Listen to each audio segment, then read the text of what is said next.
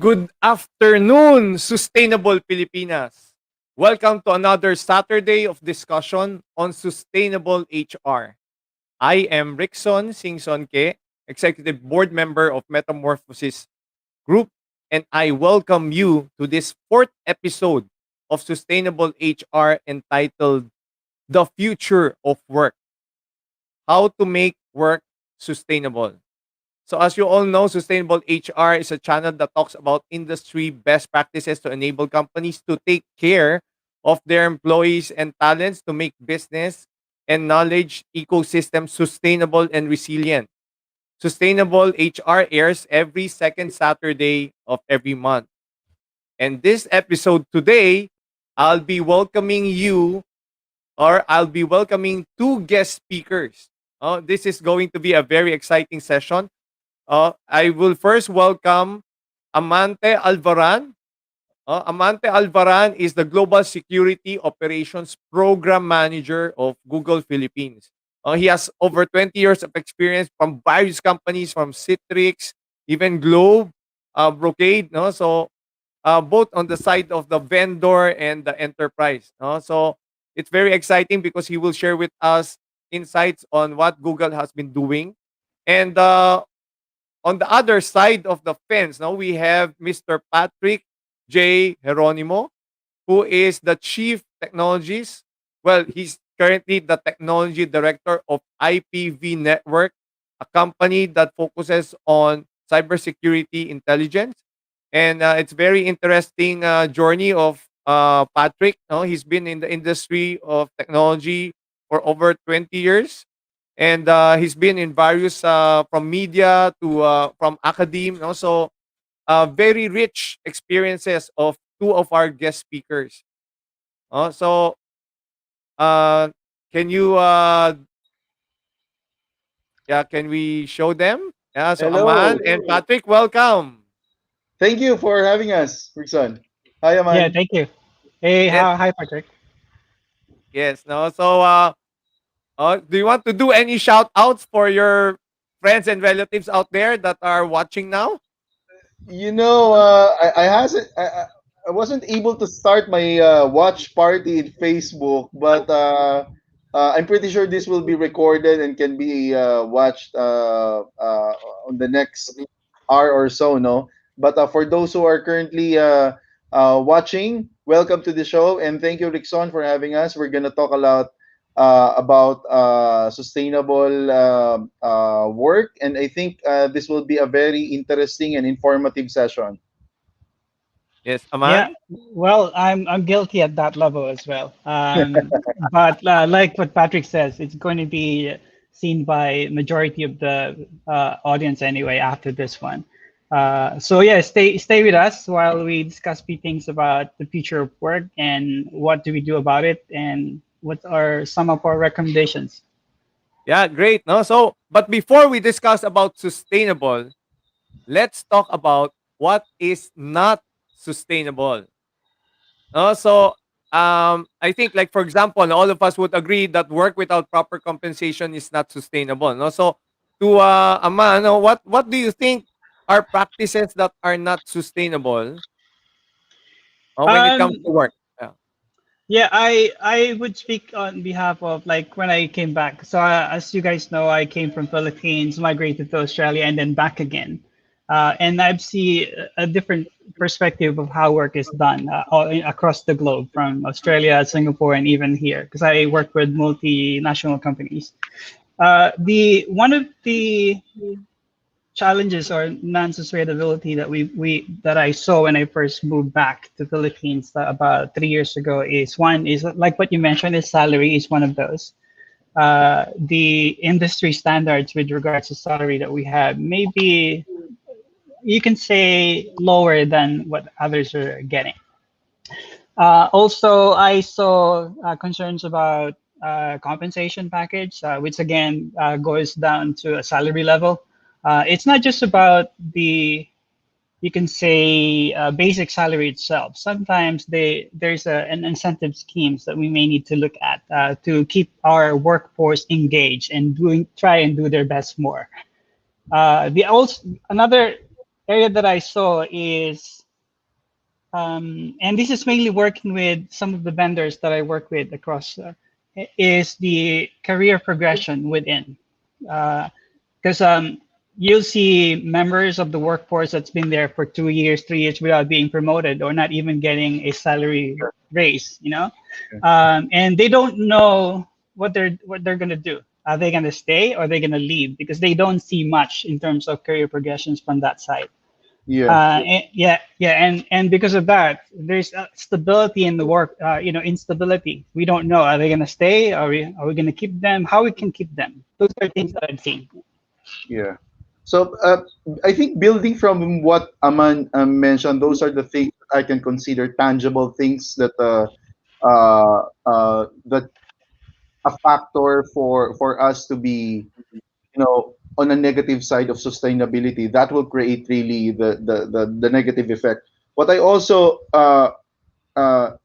seen is, if you're not building the camaraderie or culture inside, especially myself, as you mentioned earlier, Rickson, I came from a totally different industry before I became a Yes. vendor, and also from a local from one of the top local universities, I moved to an international school and then moved to a corporate environment. Small, medium, I mean, Aman, help me out here. Small, medium group, you have to make sure that you're focused on their needs. I used to lead a huge group, and then suddenly I found myself just the three of us. I mean, the same level of thinking on how you approach or ask your people what do they need. I think um, there are things that managers, especially directors, need to consider, really asking their people what are their long-term happiness, rather Yeah, than I asking for a short-term happiness, right? Yeah, I actually agree on that area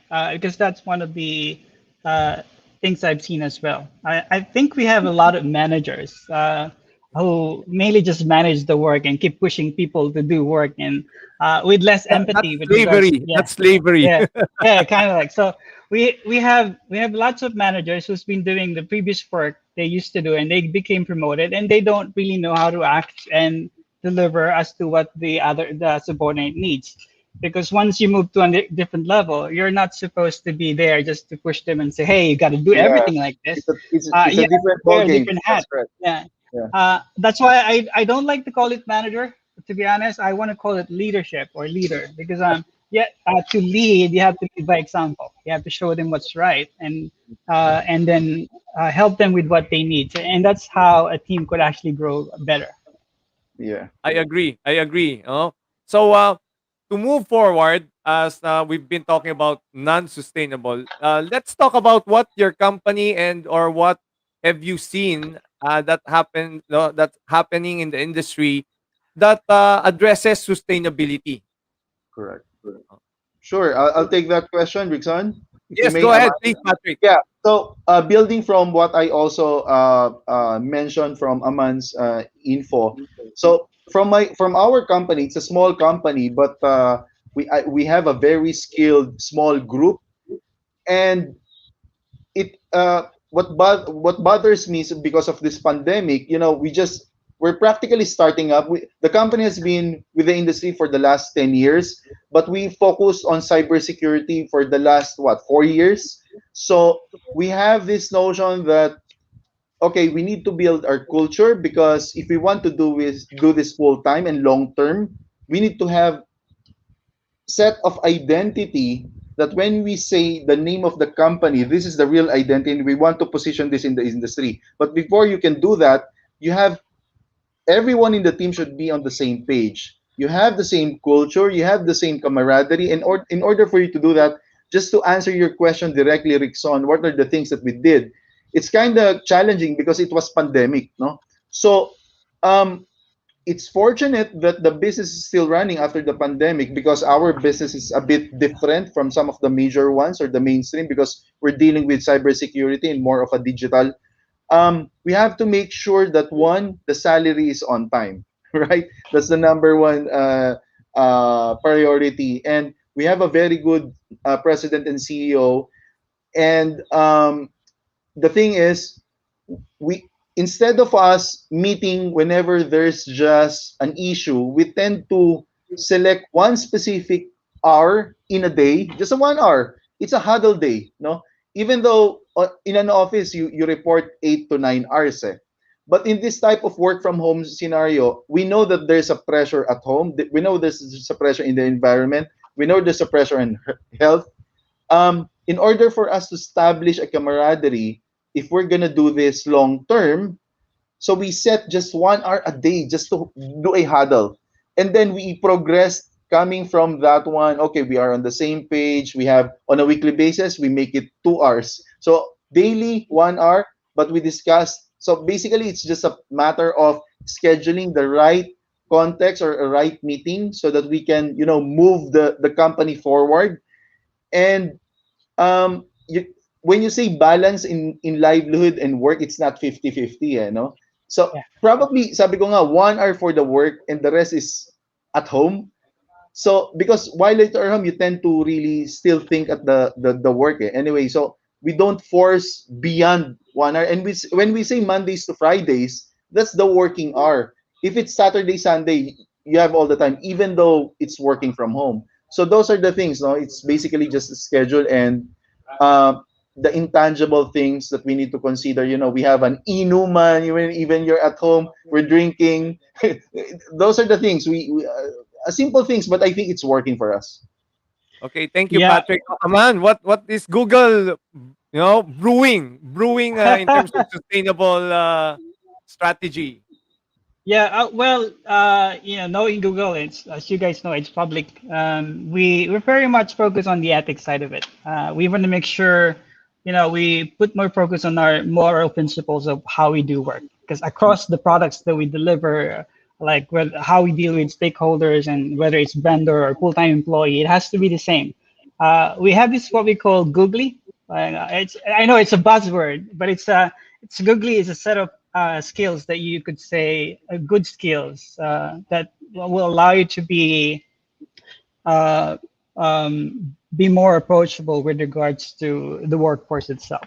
But to tell you exactly what I've done when I first joined here, I dealing with FTE is different because they're a full-time employee. You follow the same principle from the Google perspective, but then working with the vendor is a different ballgame because they're a different company, but they're actually doing some work for you on a certain type of scope.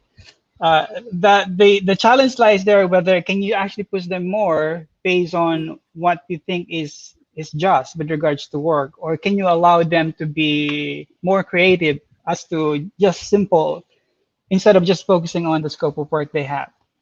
Yeah. When I first joined, I am very much focused on the ethics side of it. I want to make sure that everybody understands that this is me from on my first day until now. It should be the same like how you see me, Mhm. and I keep telling everybody that we should not focus on the me side of the work, meaning just on my side. What's in it for me? What can I get? And everything is for me.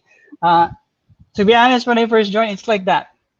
And there's a disconnect with the entire workforce when you see them because that person will always try his best regardless of how it is, whether it's going to be the plus side or it's going to be the other way, where they're just going to try a different path just to get what's best for them. Mhm. But I converted this one to a group rather than The this we, by themselves. it's no Yeah, longer a we, it's a the we. we. It's no longer me, but it's now we as a group. So if one is falling behind, let's not let them fall behind. Let's pull them up and help them. Yeah. That's the main goal. It's about helping someone else who's in need because you don't know when you need help. Maybe today you don't need one, or maybe Yeah. it's good if you don't need it forever. But Yeah. there's a day wherein maybe you need some help. Yeah. So because of that, the entire team is now across all what needs to be delivered. If someone is lagging behind, everyone is just raising in their hand and say, "Can I volunteer and help on do this one?" So everything progressed the right way. So it means it's on the two side of the coin. It's not just focused on the employee, but it's also focused on the deliverables and the goals and targets, objectives of the institution, Yeah. no? Which makes it sustainable, really. Yeah. Okay, Exactly. so Because at the end of the day, it's a business. You're running a business, and you want your business to survive. And like what Aman mentioned, it's every member of the group, whatever position there is. We have a small team, no? We do multitasking every now and then. Well, not every. It's every day multitasking. But yeah, in order for us to survive, we need to do our due diligence. Actually, Yeah, actually, sometimes I even get a message from a member like say, I am only a small member of the team, but I don't I think I cannot provide more. But I keep telling them, small things that yeah, you provide, if you no actually member is combine too them all small. Yeah, together, it's it's compounded. not really Yeah, small. It's compounded into a bigger thing, and Yes. and that's how I see loyalty, and that's how I keep them. So Yeah, yeah. I appreciate both practices from IPV and Google Philippines. Uh, that's the current. Now let's talk about the future of work. So how do you envision work, like in general? No, any industry, any company. yeah. 5 to 8 years from now, what do you see about work? Is it becoming That's more digital? Is it like well. still hybrid, work from home and all that? What do you envision work to be? Let's start with Aman, if we may. yeah, sure. Right, there's a thing there. We have to understand that there are things that we can actually do in hybrid mode, meaning we can be in the office or we can be at home, depending on the type of work and confidentiality of work that you have. Kung sobrang confidential, you may need to actually stay in the office because it has to stay in the office, or build an infrastructure to make sure it's actually secured, regardless of where you're coming from. We see movements with regards to a mix, meaning 60-40 kind of situations. Like right now, we're in that state. We're in 30% of the workforce can go, 60% can stay. We do a reshuffle depending on the timing. But future-wise, uh, since we tried that this one is going to work, especially in the Philippines, before pandemic, we all like, insecurity. It's always been, you have to be in the office because it Yeah, has it's to be there, on-prem, and right? now It's it's on-prem every perimeter time. left. Yeah, Yeah, and no one believed that this one would work. yeah, More that's than a right. year, we have no exfiltration issues. Everything is still, even though you're working from home, you don't see any leak issues, which means Yeah, it's going to work. We proved them it's going to work. So future lies depending on the confidentiality with regards to work on this one. But in the technology side of it, we're seeing a lot of traction now. May not be just related to security, but on the advanced level of machine learning and artificial intelligence. The challenge there, if you put the Philippines in the context of this kind of skills, I don't think we're actually on that level yet. yeah, There was even a research done that in 5 to 10 years from now, there's only one country in the globe where you can actually get that resource, and that's not Philippines. So Oh, yeah, okay. so We have I so much work. We to still have add, so much to work on. yeah. to add to So it. you Yeah, can say maybe this one would be a cue and say let's actually start now, so that when that actually bubbles actually is going to burst, then we're actually ready and say we have the workforce for this yeah, one, and we yeah, can fill up the gap. yeah, Yes, yes. yeah. Just Patrick. to just to add on that one, that's a very good one, Aman. I think um I will rewatch this one because that's a very good point that Aman mentioned. For me, I will more gear towards on the technology, specifically the cybersecurity. There's no um there's no manual for pandemic. We all know that, Yep. and when it Yep. hit us, no, everybody's clamoring, okay, you need to go home and work from there without realizing. Aman mentioned that their their data is pretty much exposed. You're logging to your house, you're using a what? A, not to mention, a letter H brand of modem, and that can be easily hacked. We all know that. Yep. And Yep. if you're a member of a bank, you're trying to access a Swift code system. We all know what happened to the Bangladesh heist, right? Yes. But I'm not saying because of pandemic, but it can happen. No, banks are pretty up in their toes and making sure it's not going to happen again. It's just that 5 to 8 years, I guess we need to make sure that there's a concrete plan that's going to happen on the infrastructure side and on the endpoint side. You need to bridge the gap. You can buy the latest model of laptop, it's still not secured. You have to remember that buying a latest model of a laptop or installing the latest type of operating system will not help. You have to make sure that the entire flow of your data or your connectivity elsewhere, because right now, like what Aman mentioned, before you can actually control the access of the physical office, right? Remember, Ricson, we have a data center or an RFID card that you need to tap and the door opens. You can come in, there's a guard there, and so on and so forth. But right now, there's none. It's a perimeter less network. And if you're a bit exposed, I mean, before, the price of the credit card or the CVV for the credit card in the dark web and the deep net, it's Two dollar expensive, right? fifty. Yeah, It's but two right dollar now, fifty. it's the most expensive one is a medical record. And Yeah. because Yes. of pandemic, right, you're now dealing with a lot of e-consultancy. And that's a medical record. Imagine if you're a prime minister or vice president or president, your medical Oh, record is actually, exposed, speaking of right? that, Prime Minister, if you would remember, a few years back, the medical records of the Prime Minister of Singapore was hacked. Oh yes, Singapore, it Uh, is yes, yeah, yes. yeah, And right. it's So a if strict you're the government. yeah, yes. that's where I'm pointing at. So if you're the, I'm not saying we're gonna do this, right? But if you know that a certain VIP has a pacemaker and you're standing at the podium, electrocution wise, that's untraceable assassination. So what I'm trying to point out is, um, there are things that is currently out there. If you're not careful, if you're the processor of the owner or the owner of the data, you need to make sure that if you let your users or clients access those data, there should be a security control. So Yeah, 5 to 8 years from now, I think I mean, we already experienced that it's gonna work with this kind of setup, and I think it's gonna stay 5 years down the road. And we need to make sure that the corporate planning behind is really very keen in improving the infrastructure. That's my take. Yes. yeah. So what And I to like, add, yeah. What sorry, I like sorry, to, sorry, yeah, sorry, go ahead. Aman. Go ahead, go ahead. Yeah, just to add on that one, I mean, we're in terms of the security side of it, we're still focused on firefighting side of it. We have to Not being switch reactive. our yeah, but just being reactive. We should also invest in the training side and knowledge area of Correct. this one.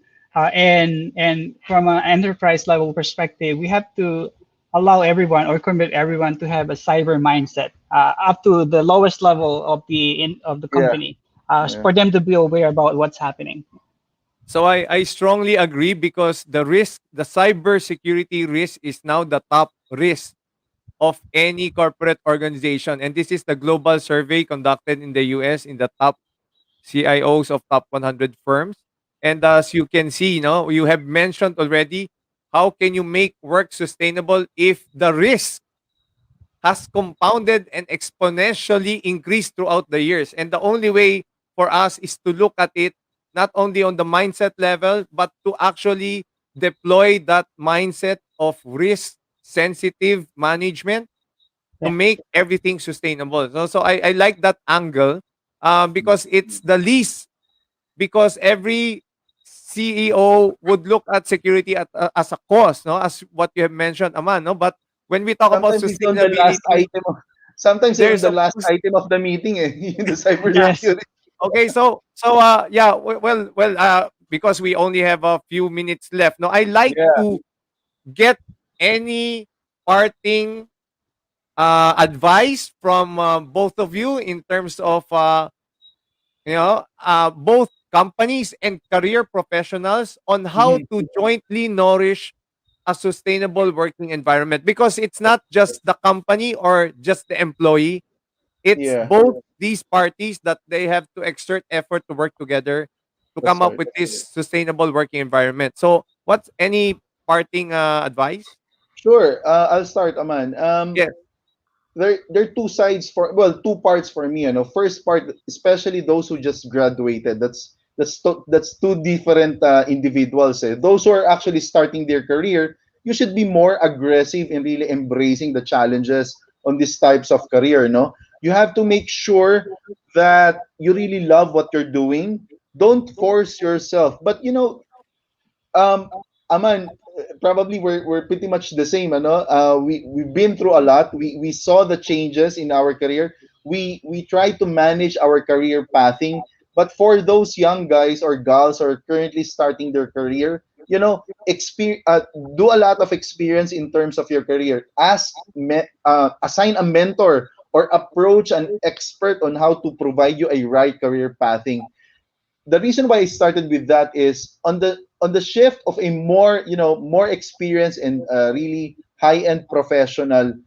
In order for you to be sustainable, and what you're doing is you have to check yourself, if you're happy. You have to remember there's a short term happiness and there's a long term happiness. If you see yourself 10 years down the road still doing the same, probably you will achieve that because you're happy, right? There's a different side of the coin wherein what are your plans beyond 10 years, no? So, and for myself, the reason why I'm doing this cybersecurity, we've discovered that there's a really a skills gap or a technology gap here in the Philippines. That's the reason why we're really doing this. And I guess um look jumping right into this type of industry is making me more excited. That's the reason why I really love doing this. I really found the niche in this type of career, coming from a totally different environment, and now working with a lot of our partners from the expert countries in terms of the cybersecurity. I think as long as you love doing it, it's no longer work. So that became sustainable. So I hope your wife is not jealous about your affair of No, your kasi loving your work. Fair. if it's weekends, it's Yeah, I try to it's be family more, time. Yeah, correct, correct. So thank you for sharing your time with us, Patrick. Aman?